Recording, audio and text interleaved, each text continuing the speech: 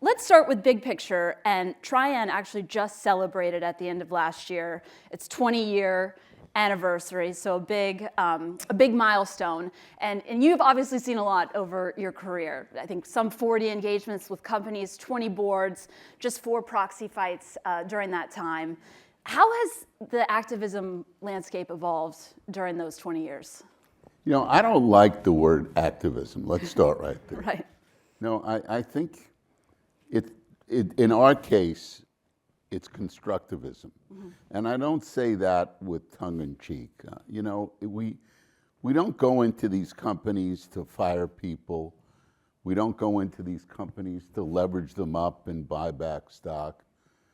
You know, if your solution is only a balance sheet solution, then you don't need us there. You just call your local investment banker and he can tell you how to change your balance sheet around.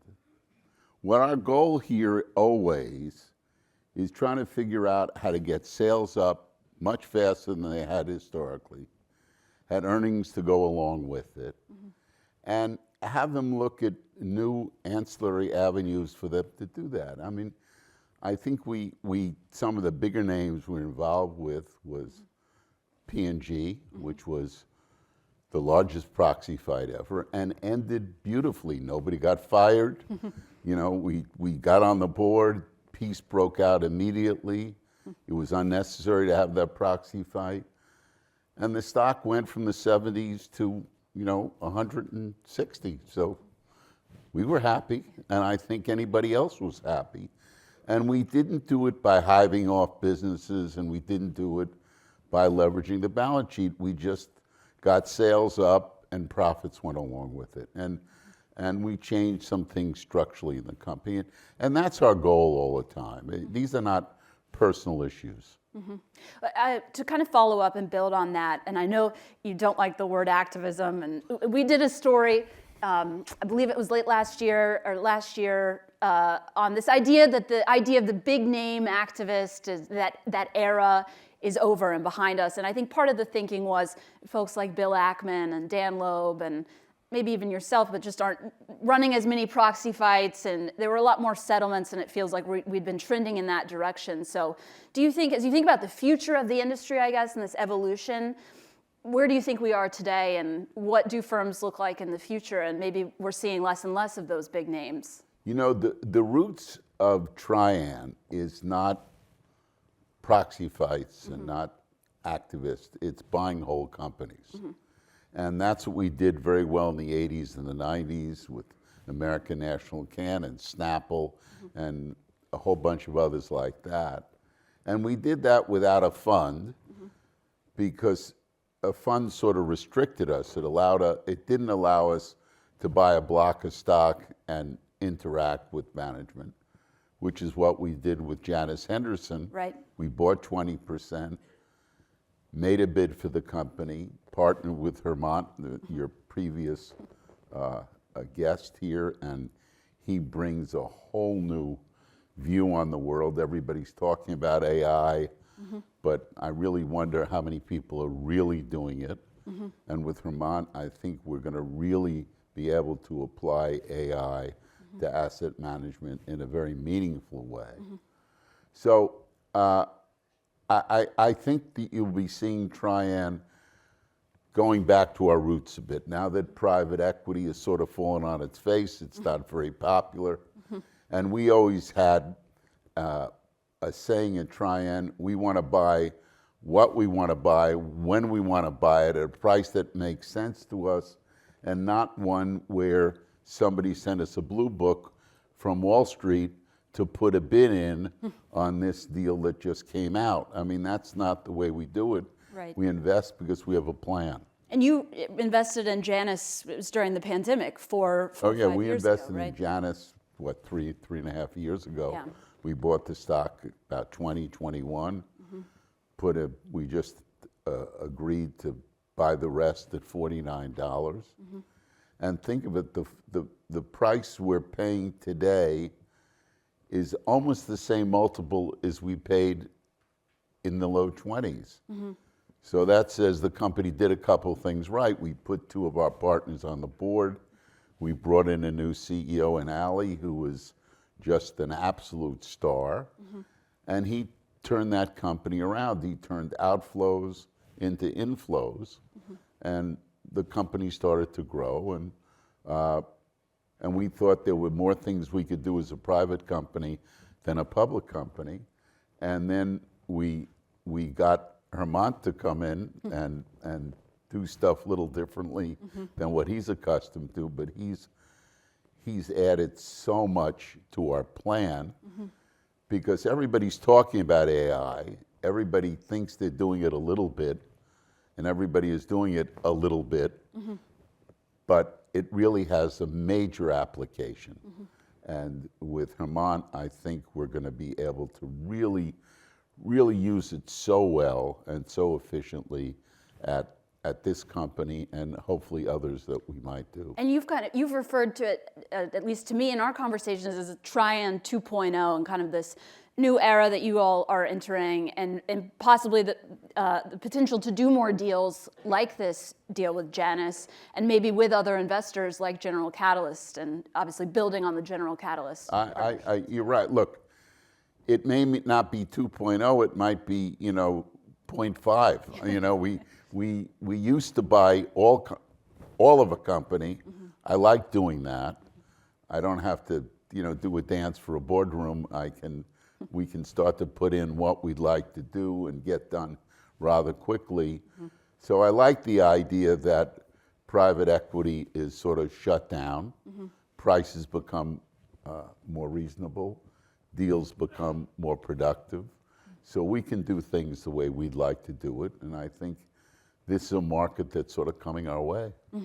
And going back to AI, which again, Hermant just touched on a bit earlier with Miriam, but from an investing standpoint, do you think there's a bubble? Do you view it as risky? Like as an investor, would you put money in now, or how are you thinking about kind of the AI trade? Look, I think with every major breakthrough, and AI clearly maybe as important as the cotton gin. I mean, that's what I'm being told anyway. And who am I to dispute that? There's going to be some pain. There's going to be a rough period. But the companies that come out of it and the societies that come out of it are going to be way better off. So, I don't know if there are any lawyers in the room, but maybe a few. But you guys have been impacted, by AI, which, not being a lawyer, I'm sort of happy about. I know who to ask a question to, and I get a pretty good answer. And what's fascinating is the only person who's less technological than me is my wife. And she's talking to AI all the time. And it's amazing. I mean, really amazing to see the way this thing is being used, not just by businesses, but the public. They're really using this stuff. And it's going to make us so much more efficient. It's going to, unfortunately, we're going to have a bump in the road with a lot of employees are going to be displaced. And we've got to figure out how to negotiate through that. But the worst thing we can do is have government put the brakes on it. That's something I worry about, that they slow it down because of this fear of unemployment. And we have such a leadership position versus the rest of the world today. I don't want to see us fall behind because of that. We've got to figure out a way around that. But look, it's progress, and it's amazing progress today. For an old guy, for me, it's really amazing. You were telling me earlier, you've been doing AI before AI absolutely. even existed. I named it. Yeah, exactly. Well, kind of related, but the current administration and President Trump, that seems to be something that's very top of mind for himself. And you've got others like Elon Musk who are also very focused on it. And he just announced a big deal merging SpaceX and XAI. But you have relationships with folks like this, and Trump and Musk and others in the administration.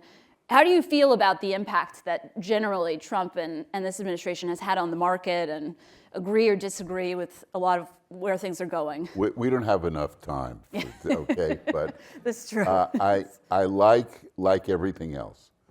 I like a lot of things that Trump has done, and I disagree with some things that he's done.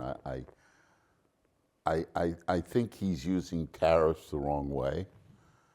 I was hoping, and I think Elon the same, was hoping that the threat of tariffs were going to lower tariffs, so we had closer to free trade with us and our trading partners, and not being used as a source of revenue.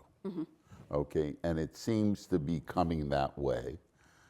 The story's not over yet, so I'm hoping that it does that. It lowers the trading barriers, which is the right thing, because we can compete in most areas. I mean, a Chevy shouldn't cost 150 grand in Germany. It should not, where a Volkswagen is just, a normally priced vehicle here. That's what I thought was going to happen. And instead, we're making a lot of money on the Volkswagens coming in here. And I'm just hoping that's temporary. But for the most part, I think what Trump has done and is doing, I tend to agree with. Another big, I guess, news item this morning is Disney just named its new CEO, and I've been following the Paramount situation with Warner and Netflix, and so just generally there's a lot going on in media. And Disney, obviously, you guys were I don't know around. anything about that. No, I haven't been following that one.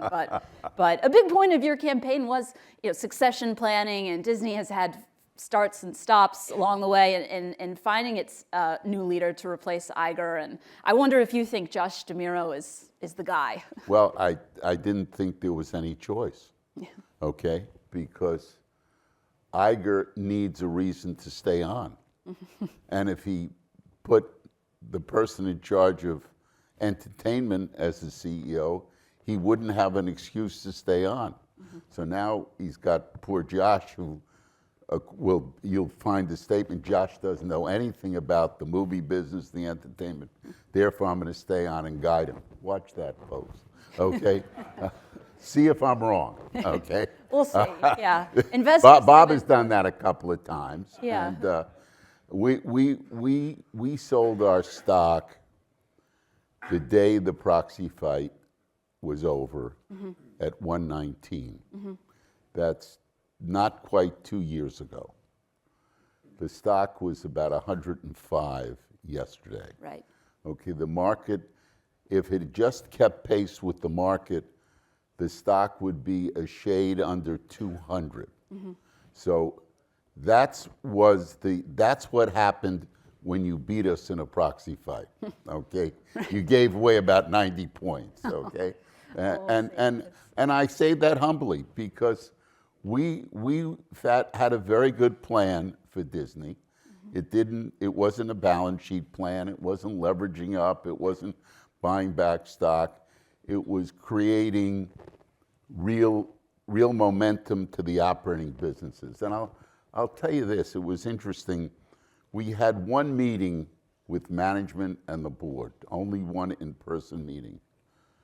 And when they brought management in, and this is a very telltale sign after you've done this as many times as we have, the management they brought in the room, they brought in about 8, 9 people.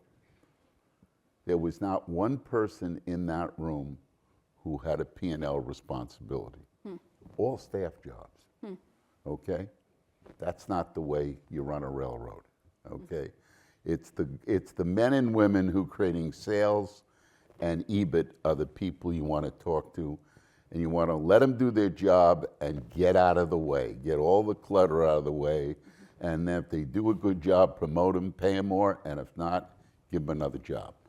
But that confirmed everything that I felt about Disney at that point. Everybody was a staff job who came in the room.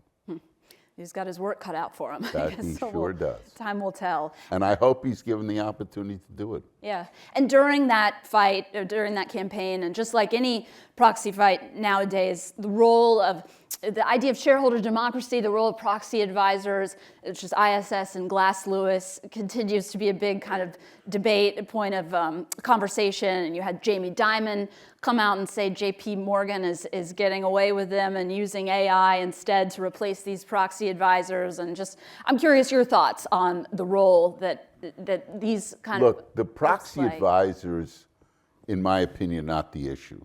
Certainly most of them liked us, okay? What I think the real issue is the index funds. And they are the only shareholder who really doesn't care if the stock goes up or down. And that's a problem because they're the biggest shareholders. Okay, I want to talk to a man or woman who cares if it goes up or has got a short on the stock. I know where they stand, and my goal is to interact with them.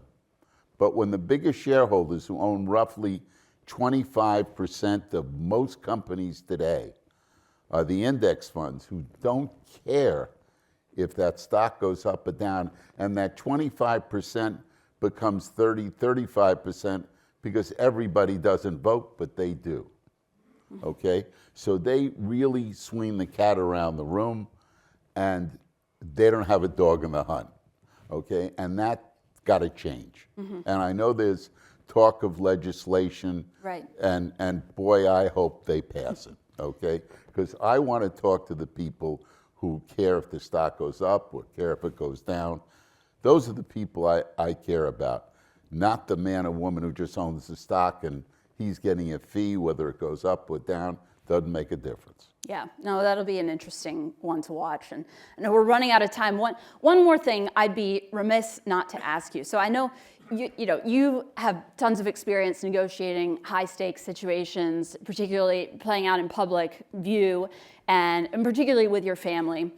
Your daughter recently has been... Had my family been in the press lately? I haven't noticed that at all. But I just wonder, from your perspective, if you've been able to, you offer your family any advice on how to navigate such situations? I do. I do. It's good advice to get. Sometimes they give me advice. My advice is stay the hell out of the press. I mean, so how much good did that do? But, that my daughter and the Beckhams are a whole other story, and that's not for coverage here today. But I'll tell you, my daughter is great. My son-in-law, Brooklyn, is great, and I look forward to them having a long, happy marriage together. And she's got another movie on the way. Yeah, right? she I don't know if I can say that, but out. yeah. I watched the first one, so I'll have to keep an eye out for that. I will.